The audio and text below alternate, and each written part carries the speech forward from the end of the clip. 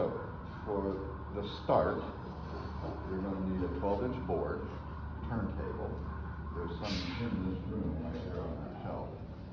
It'll work just fine. You know where the 12-inch boards are next door.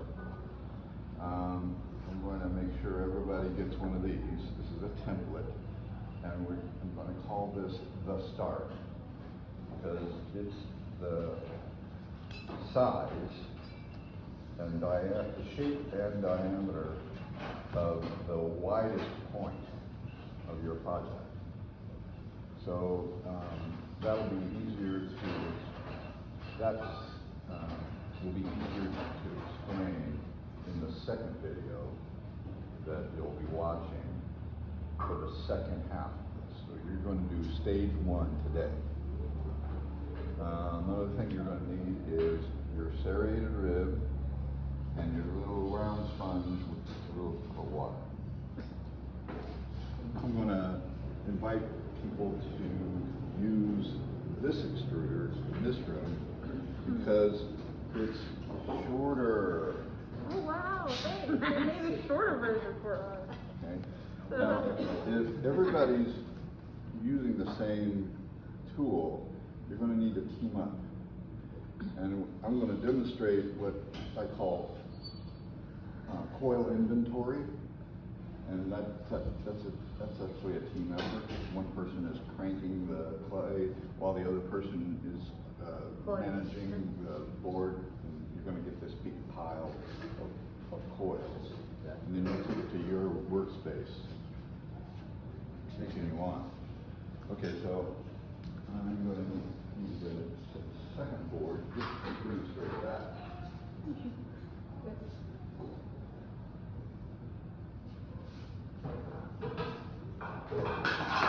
This is not an ideal size, but it'll work. Okay, so I'm going to ask you to be my assistant. And you'll be doing the, let's see. So I'm going to do the cranking. This is in the way. I need this out.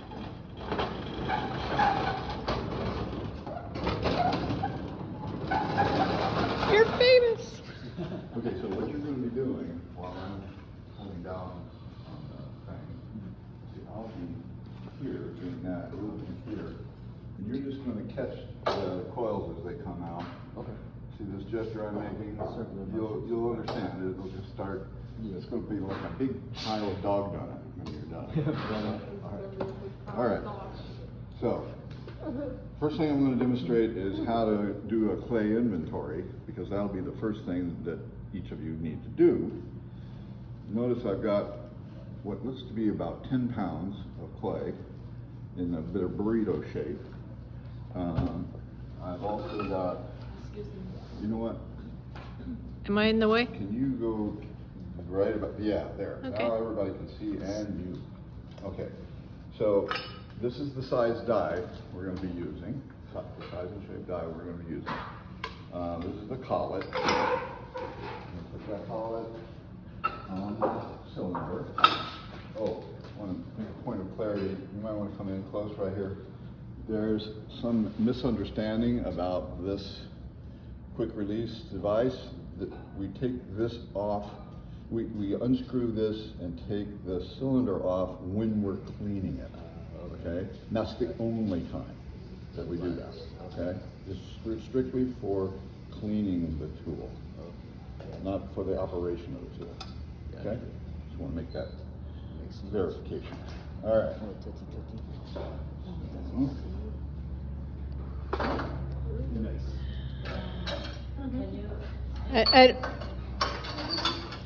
As soon as Arnold moves, I'll move. Oh, yeah, we get it. Okay. So, yeah.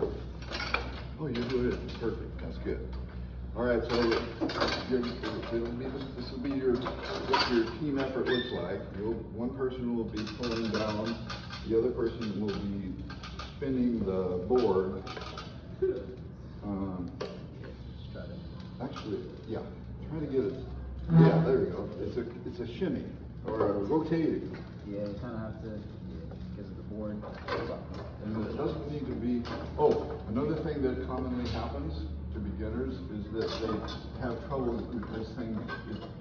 It acts like it's not going to move, and that's only if you're pushing up and down. A lateral motion with a little bit of force will release it until the ratchet works. Did you see how I did that? Okay.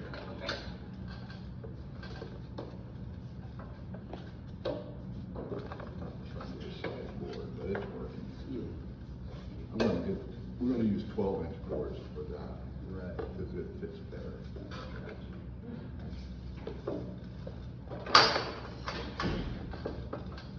Everybody see what he's doing and how he's doing it? Because you will need to be doing it for your clay inventory.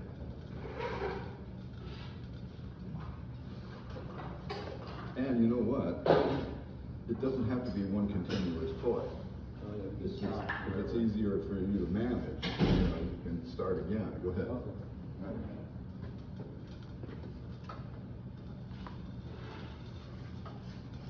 Okay, so once again, the reason why we involve the extruder for this project is so that the clay is fresh enough that each coil will stick to itself without having to mess around with scoring and applying slip. So one thing to bear in mind with your coil inventory is you'll want to put some plastic over it while you're working to prevent the coils from drying out just from the air.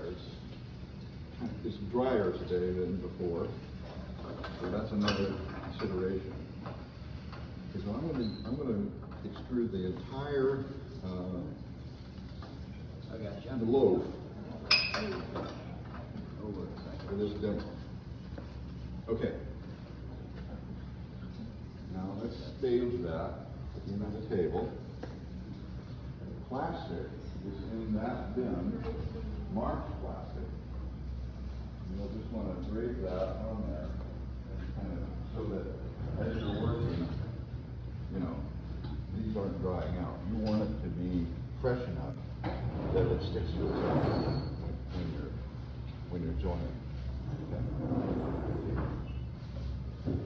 Okay.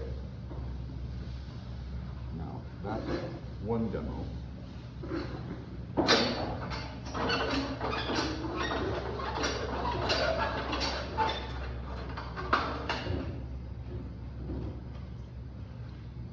Okay, you can have a seat. That was awesome. Your help. No problem.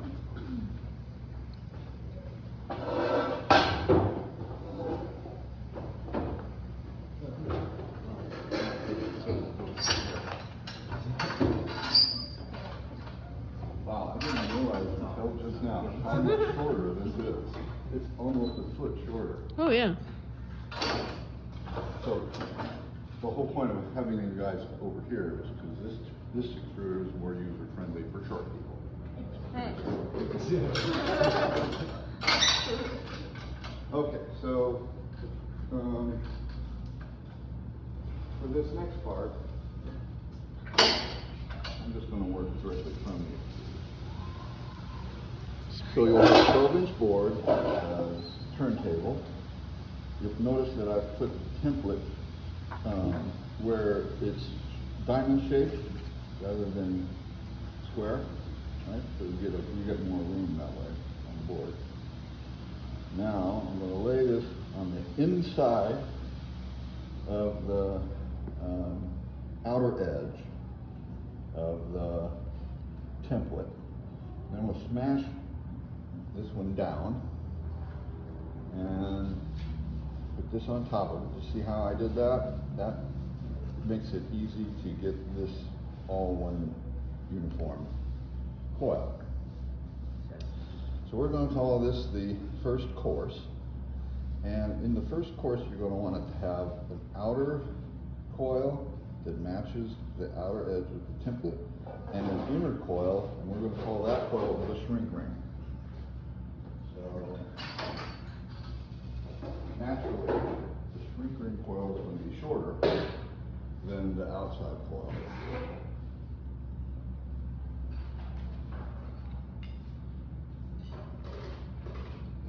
And you'll need to join it. So that can be done. Let's see, I'm going to do it, but what I like to show is the most direct way. Another way to say it is the simplest way. Clay likes to be treated very directly. It doesn't really like being fiddled around with. So as you can see, I'm dragging a dragging motion across from the inside to the outside, and that helps to join the shrink ring to the first course. So now after I've done that, I'm going to take it, flip it over, put it back on the form,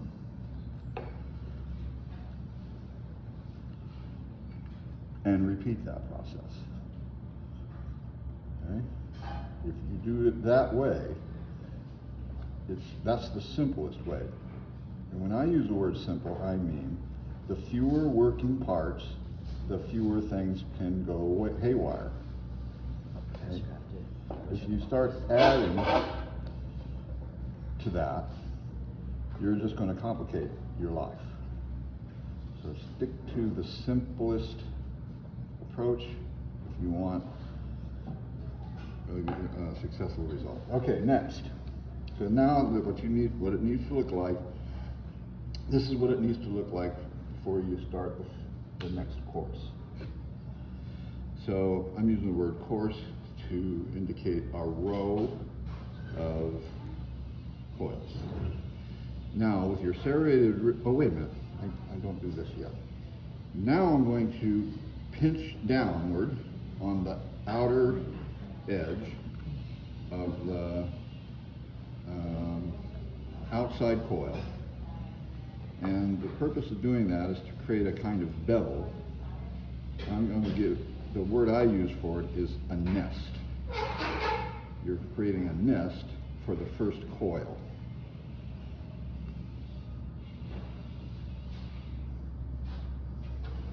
Oh, notice the feature that, let's see, what is this? Notice the utility of using a turntable. Everything I'm doing is the force that I'm asserting downward on this needs to be the same all the way around, and I can better pay attention to that and see what I'm doing if I stay in one place and don't have to do all this dancing around. Okay, that's what the main thing that the turntable does. Now I'm going to drag the rounded part, my serrated rib. See the rounded part? I'm going to drag that around the nest that I just made. And the job that does is hold water in place, in the place you want the water. You don't want the water anywhere but anywhere but the nest. Okay? And that's all it needs. You don't need to squeeze it, because that'll just make a mud puddle. Okay, here we go.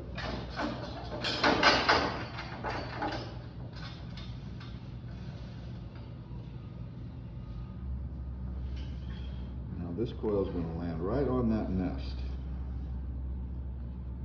And again, where the end of the coil, I pinch down onto the coil below, and then I pinch off any excess so that I get a uniform result.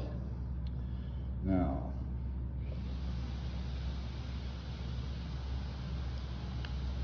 let's see. What is the most direct way to do this? Okay, so I'm going to have my left hand pushing inward from the outside, while my right fingers or my right thumb is pushing the coil down onto the nest. So can you see how I'm applying force inward, like this, while I'm applying force inward with my left hand, while I'm applying force downward with my right fingers or thumbs. And the purpose of this action is to prevent this from getting any wider than the template. Okay? This is your outer limit that you're using as a measure.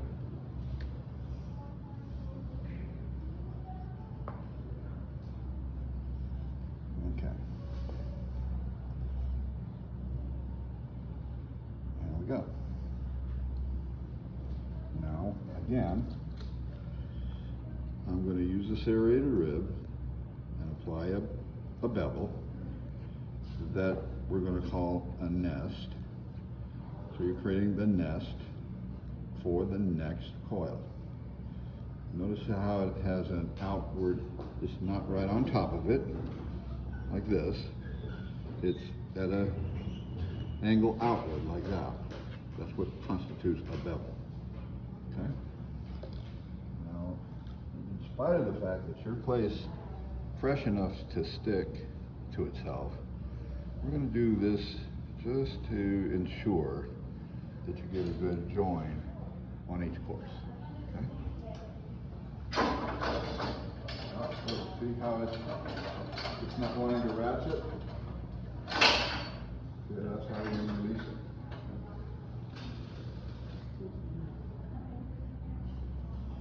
Okay, now the aim of this is to create a dome. If you're going to make a dome, you're going to want each coil.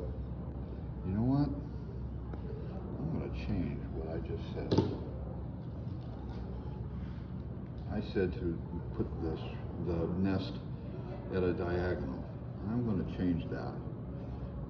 And I'm going to amend that and say that you want the nest to be right on top of the last coil, like that.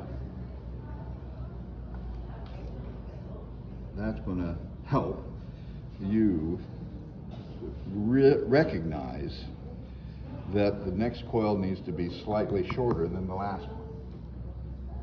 Okay? I'll be right back. Okay?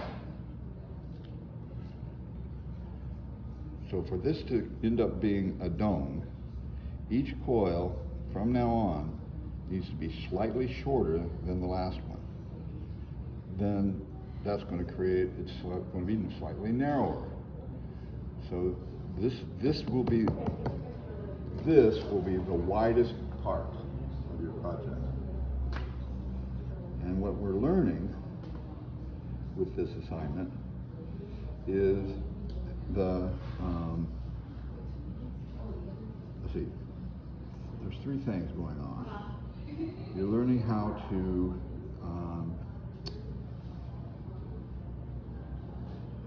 pull the coil, let's see, join the clay by pulling it or pushing it, not pinching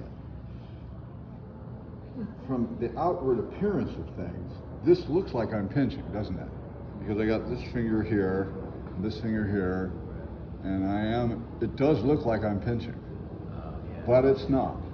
I'm not pinching. If I pinched it, this would get longer. That would make it wider, and that would be going in the wrong direction. It's going to go like that, and you know how gravity is. It's going to have its way with you if you do that. Okay? So this is what I'm going to do. I'm going to drag the clay down from the outside and from the inside, like that. Now I do it simultaneous, on the inside and the outside, with equal force. It would be, that's the most efficient way to do it. Others will do it all on the outside first, then all on the inside next. Can you see how that's going to take longer? Yeah. Right?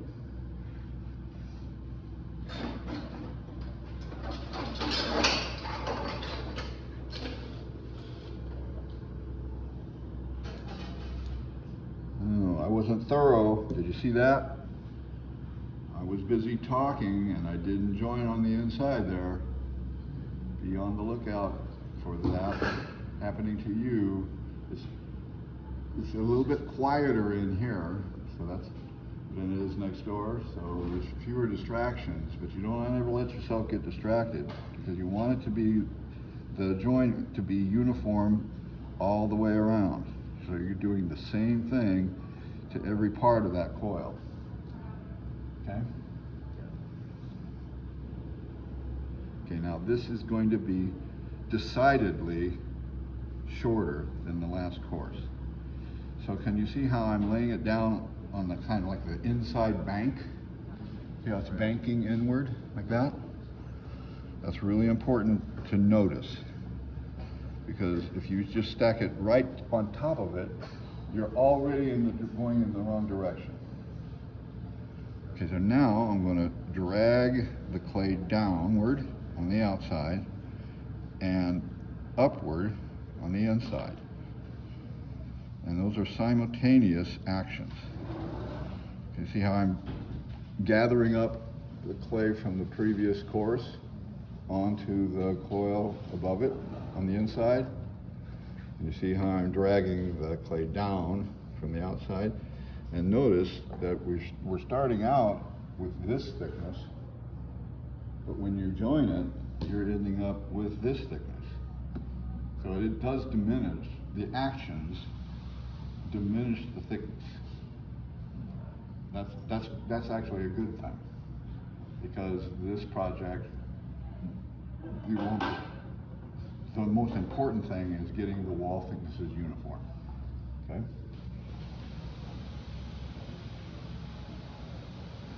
Okay.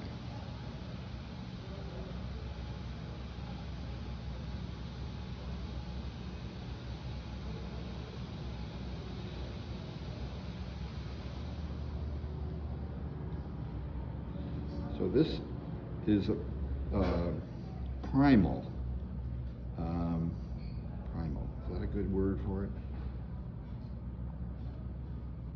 Primary? This is the primary technique that's been used for not centuries, for thousands of years. Okay, the technology, the essential technology hasn't changed in thousands of years. All of the Native American pottery that you see in museums or in shows were made this way, using coils. Now, the only, I guess you could say, technical innovation is the extruder. You could do this project on your kitchen table, you know, by rolling out coils.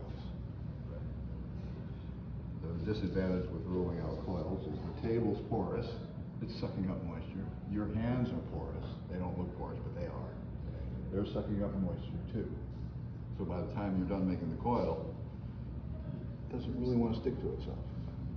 That's the main reason why it's important to engage in using the extruder. Okay, so now another advantage of the turntable, it enables you to, once you get acquainted with the action of joining, you can get a rhythm going, right? It's like, have you ever seen a person knit? Once they understand knit, purl, what is it? Knit 1, purl 2, or whatever it is. Once you get that action in your muscle memory, you don't really have to think about it, and you can just go, what looks like it would be a very tedious thing can move along pretty quickly. So this is one of those things where you want to try to keep this short so that you can accomplish this today, put it in the damp room, covered, and so that we can ultimately flip it over and start again.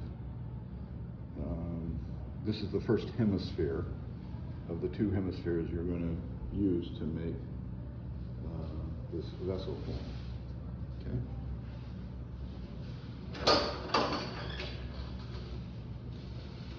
clay likes to be cylinders, cones, and domes when it's plastic, when it's clay straight out of the bag. A dome. You can score first. Say it again? You can score first. I know, and that's because I'm using an extruder. Oh, I did that scoring on the first course because typically that's where the joint is hardest to do, and it's the least likely to stick to it. But once you've started, by the time you're what? How many courses have I gone? This looks like the 5th one, doesn't it? Yeah. By the time you're at the 5th one, you'll see that the clay is sticky enough that it'll work. Now, I've recycled some clay. I don't know if you guys noticed it, and I made it, you know, on the soft side on purpose, so that it would be sticky. Okay, by the 5th coil, you've got enough of a wall now to do the first go with metal rib. So I'm going to use the curved side, covering most of it with my fingers, on the inside first. So I'm going to drag the tool at a diagonal toward me, like this, against my hand on the outside. So I'm applying force this way against this hand, and I'm applying force this way with this hand, like that. Now it has to be, your hand has to be right across from the rib, or this won't work. I've seen people do this,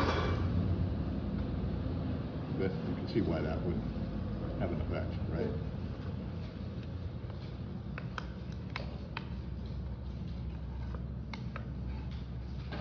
Okay, so can you see if you can get the camera in there where you can, I'm dragging the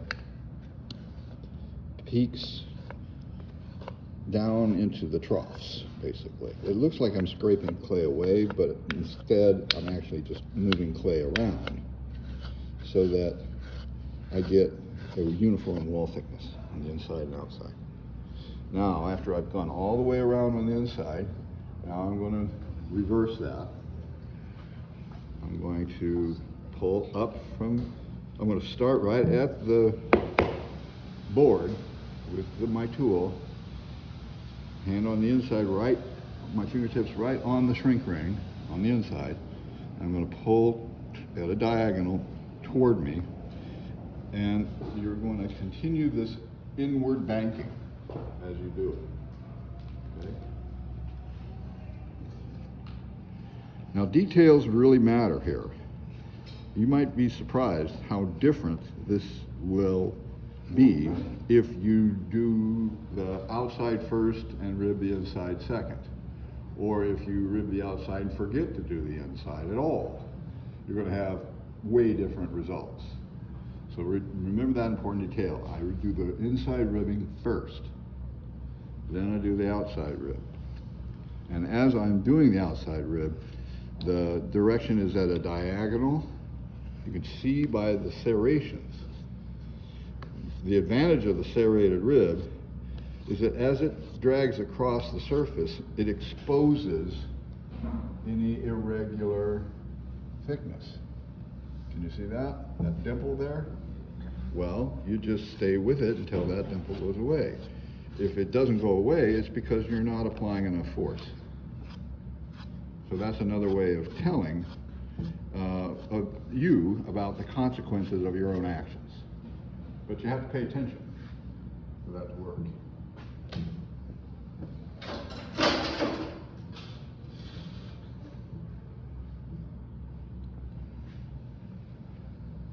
Now, in the last video, I stopped here and it said something like, here, now you're going to use your imagination to see how I continue on until I close this.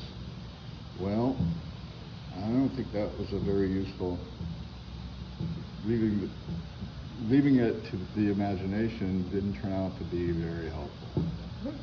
Okay? based on the results. So I'm going to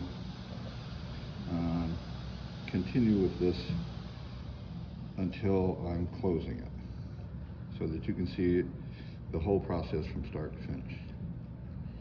Now, some people who catch on to this pretty quickly, I've seen some people do 2 at a time. I'll show you what that looks like. Notice that this coil is significantly shorter than the last one. All right. Notice that this coil, I'm going to combine some of the ones that I have left over. This coil is significantly shorter than the last one.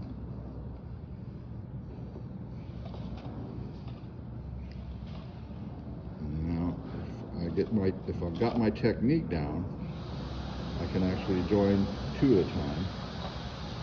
But only try this if you've got your technique down.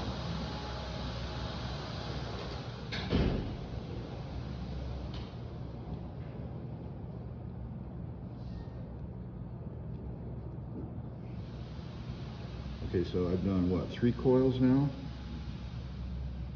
After I've joined 3 coils sufficiently,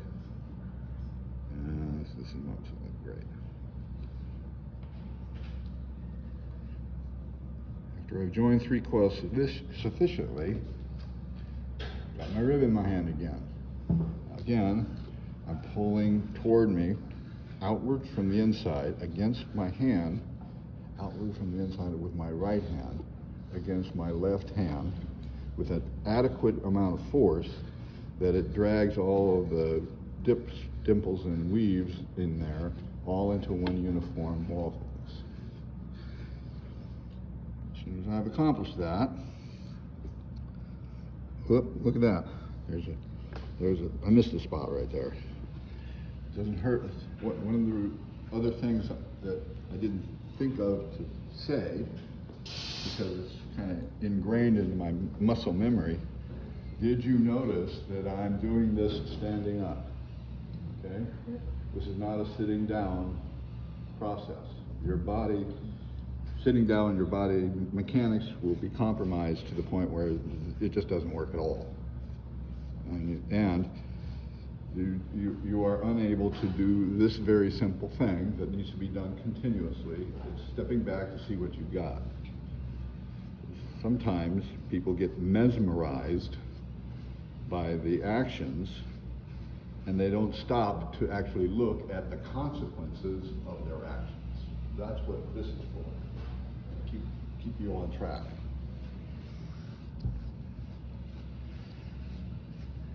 Yep. Okay. Now, it's right about here that I notice sometimes people make the contour a sway, like this. So if you hear me say the contour is swayed, that's because when you were doing this action, you weren't supplying enough force for it to be an outward curvature. So this is a convexity, not a concavity. Okay? That's the only way to arrive at a dome.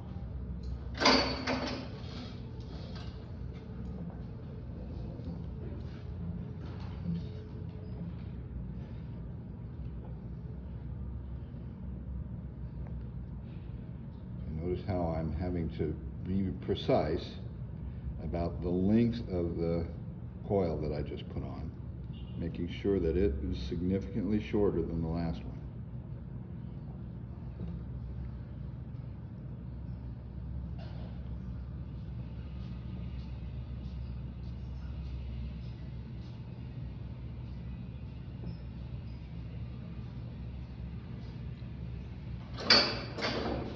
That's my limit. I'm going to work from my coil. Yes, sir.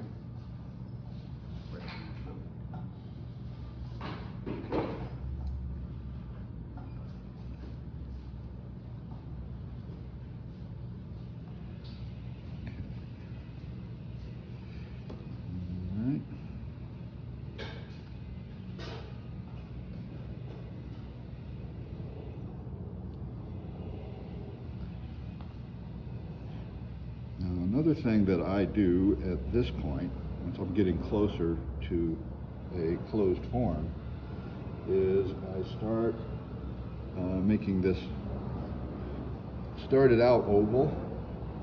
Now as I get up to the upper part of the piece, let's call the top 2/3 of the dome, it's going to do this. That's going to be a lot easier to do if the opening is more round than oval. So I'm going to add a couple of little inch in so that this next course that I put down is going to be rounder, because that's going to help me finish.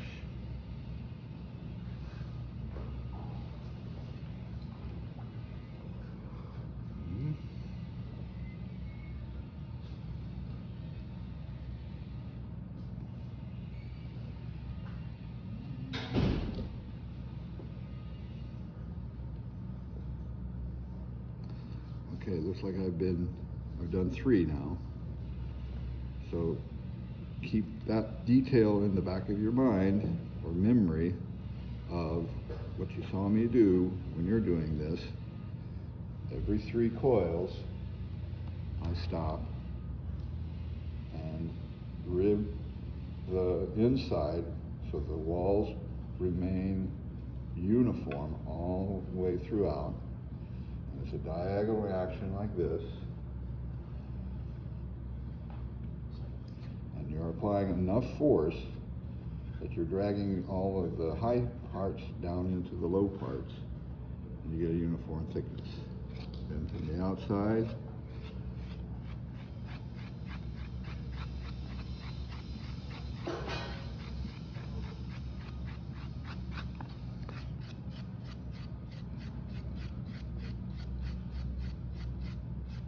and I'm lifting.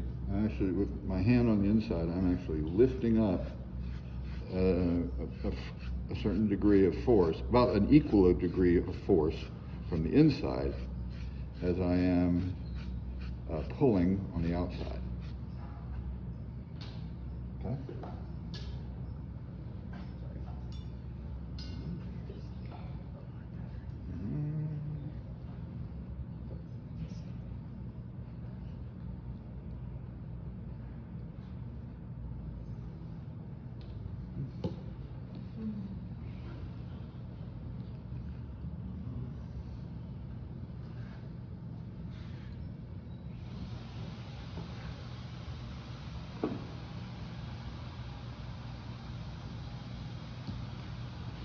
So, in your next episode, you've got that tall cylinder. Right. And you've got an idea in your mind that you need to now shape when it's leather hard. This person started out with the shape that you have. Oh, okay. Okay, but she didn't get there until after it was leather hard, where it could put up enough of a fight that wherever you put it, it stays there. Gotcha. When you try to do it to fresh clay, it yields too much, and gravity gets its chance to take over, doing things you don't want. Right, gotcha. Okay, that's the whole point of learning how to use time as a tool to wait for the clay's properties to change enough that you can get what you want. Right now, the clay only wants to be this safe dome shape. Okay? Later, you get to have your way. When it's stiffer, it can hold its own against gravity. People who take pottery learn this straight away when they try to make a bowl on the wheel. You can't do it all in one go. You do it in stages. The first stage is the wet stage, and then you put it in the damp room, wait for it to get leather hard for the leather hard stage. That's when the bowls are trimmed.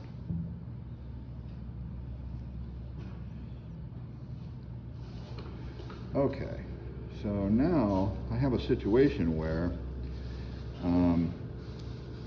there's just enough room for 2 of my fingers to do that same job of lifting from the inside as I push, lifting up from the inside as I drag downward on the outside. And that pushing upward on the inside is what helps maintain the outer curvature that your project needs. Okay? Now, there's no room for me to get my hand in there and rib from the inside, but this is eventually going to be the bottom. Right now the top is going to be the bottom, and when we flip it over, that's when you can rib the part you couldn't reach. Okay? So don't despair when you get to this part, you're having to skip the ribbing from the inside. That's going to get handled later. So now, I'm just going to keep ribbing inward. Look at how the turntable is assisting me in this. I'm keeping this turning in a very continuous way, and I'm ribbing toward me, pulling toward me, forcing downward, the same amount of force all the way around until it slowly starts to sink in. Now right about here, you can flatten this out like that with your rib. Just a little bit of water right on the top to finish this.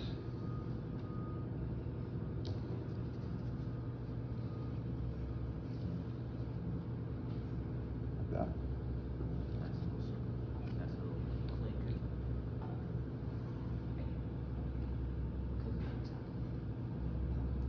That's the part that wasn't in the video before, that I wasn't able to leave to, which can't be left to the imagination. You have to see that done. Okay. All right. So, part of art is knowing when to stop, because this is only, remember, this is only step 1. And you want to have this completed before you go today. My demo took a little bit longer because I wanted to get through the whole thing. But this take a mental snapshot in your mind of what this first step needs to look like. The bottom half of your project. Any questions? Okay, so you heard me say you're going to team up. Go and get your clay. If you don't already have some, there's recycled clay in that cart in there. Bring it in here and team up and to make your coil inventory. We don't buy our own clay? If you already have, use that. If you run out of that, use the recycled clay. Yeah. Okay?